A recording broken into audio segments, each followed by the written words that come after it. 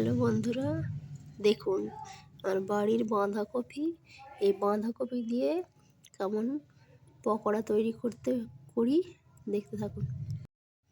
এই দেখুন আমার বাঁধাকপিটি কুচি কুচি করে কাটা হয়ে গেছে সরু সরু করে।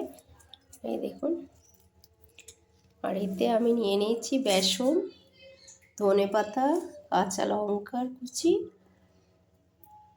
আর হচ্ছে কুসুম নিয়েছি, সামান্য নুন, সামান্য খাবার সোডা।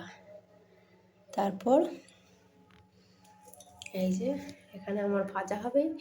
এই কড়াইটি শুধু ভাজার জন্যই থাকে, তাই জন্যে এটা এই অবস্থা হয়েছে। হ্যাঁ, তারপর দেখতে থাকুন। এই দেখুন আমার পকোড়া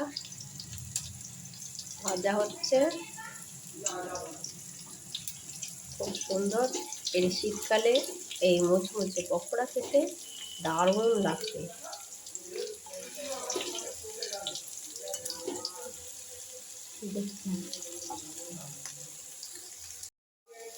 এই দেখুন আমার ভাজাগুলি হয়ে গেছে।